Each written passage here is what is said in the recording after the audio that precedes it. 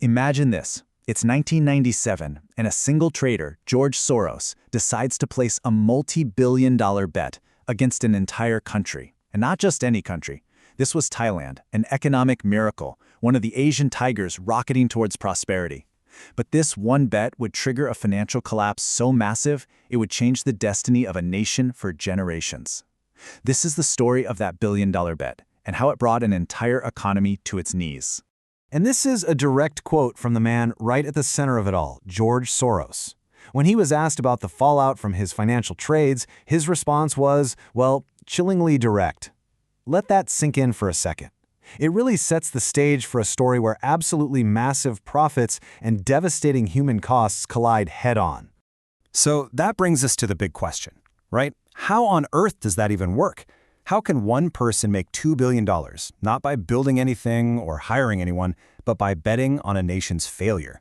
I mean, it sounds like the plot of a heist movie, but this is a very real financial strategy. So let's break down exactly how it was pulled off. Okay, so to really understand the collapse, you first have to understand the incredible boom that came right before it. See, before 1997, Thailand wasn't some fragile, weak economy. It was a legend in the Asian market. For about a decade, Thailand was on an absolutely staggering growth path.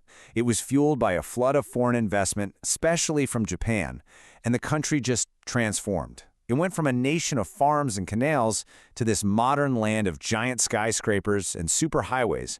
They were the envy of Southeast Asia. And what's really wild is the sheer speed of this whole thing. I mean, just look at these numbers. The country's GDP nearly quintupled in just over a decade. People's incomes tripled. This wasn't some slow, steady climb. It was an explosive economic rocket ship. And get this, 800%. That's how much the country's stock market index grew in the 10 years before the crisis. That shows you the incredible confidence investors had. Money was just pouring in. Everybody thought Thailand was going to be the next Japan. But hiding underneath all this success, there was a hidden vulnerability, a tiny loophole that was about to bring the whole thing crashing down. So what was this fatal flaw? Well, it wasn't some complex secret scheme. It was actually a simple, almost innocent-sounding promise that was made by Thailand's central bank, a promise that would become the country's Achilles heel. This right here, this is the key to the entire story. That whole economic miracle, it was built on a foundation that looked solid, but it was actually incredibly fragile. And what happened was, George Soros and a few other hedge funds, they found that one single point of failure, and they decided to push on it with billions and billions of dollars. So this loophole has a name. It's called a fixed currency rate. Basically, it's a promise from a country's central bank that they will always maintain a specific exchange rate with another currency, no matter what's happening in the open market. It's actually designed to create stability and encourage foreign investment. And here's the crucial part. Thailand's central bank essentially put up a sign that said, no matter what, we will always trade 25 of our currency, the baht, for $1.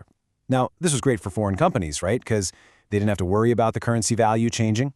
But that promise also created a giant flashing target for speculators who realized that any promise can be broken if you just apply enough pressure. And that is exactly what Soros and his quantum fund set out to do. They came up with a financial strategy that sounds like it's straight out of an action movie, all designed to exploit this one single promise. So let's walk through the steps of this billion-dollar trade. Okay, so here's the playbook, step by step. First, Soros makes a deal, it's called a forward contract, to exchange billions of baht for US dollars 6 months from now, locking in that guaranteed rate of 25-1. Got it? Okay, second, he and other speculators borrow massive, and I mean massive amounts of baht, and they just start selling them on the open market. This creates a flood, so the Thai central bank is forced to step in and buy up all those baht using its own limited supply of US dollars to keep the price from falling. Third, the bank eventually starts running out of dollars. It was basically a financial siege that went on for months. Finally, once the bank's defenses were totally exhausted, it had no choice but to break its promise. And on July 2nd, 1997, that's exactly what happened. The government announced it could no longer defend the currency. Panic just erupted.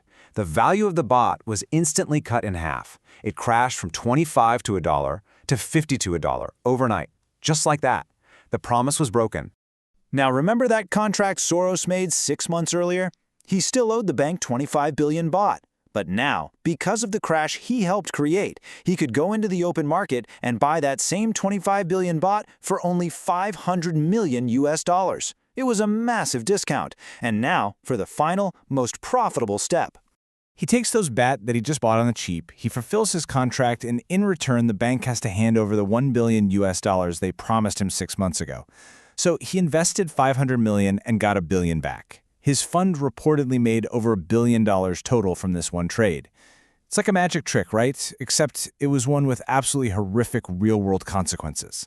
Because those numbers flickering on a screen in New York, they translated into a real-life horror story on the ground for the people of Thailand. The financial wizardry had triggered a very real crisis in the streets of Bangkok. The fallout was just immediate and brutal. The price of oil doubled, businesses collapsed, unemployment skyrocketed. In just 1 year, the poverty rate jumped by 10%.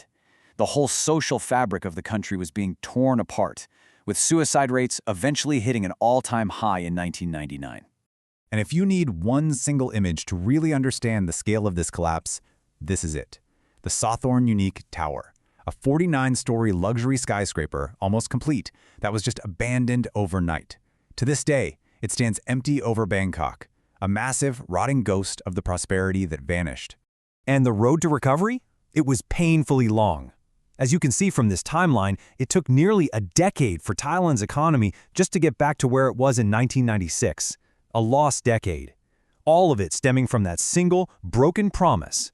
And you know, the impact wasn't just economic. It was psychological. The trauma of 1997 fundamentally changed the nation's DNA. The government became obsessed with stability, hoarding massive amounts of foreign currency to prevent another attack. But this obsession with safety came at a huge cost. While the country was busy building a fortress of cash, it neglected to invest in its own future, in the technology, education, and innovation it needed to compete in the 21st century. So what does this whole story teach us? Well, 3 crucial lessons really emerged from the ashes of 1997. 1, you can't control the free market. Trying to force a currency to stay at an artificial price is like trying to hold sand in your fist. Eventually, it slips through. 2, an economy built just on cheap labor isn't sustainable in the long run. You have to invest in skills and innovation. And 3, national trauma, just like personal trauma, can hold you back for years, stunting your growth if you don't find a way to overcome it. Which leaves us with this final, really difficult question. After its trauma, Thailand chose extreme safety, and its growth stagnated. So how does a country protect itself from financial predators while also encouraging the bold investment and the risk-taking that you absolutely need to truly move forward? It's a balancing act that, honestly, nations all around the world are still struggling to find.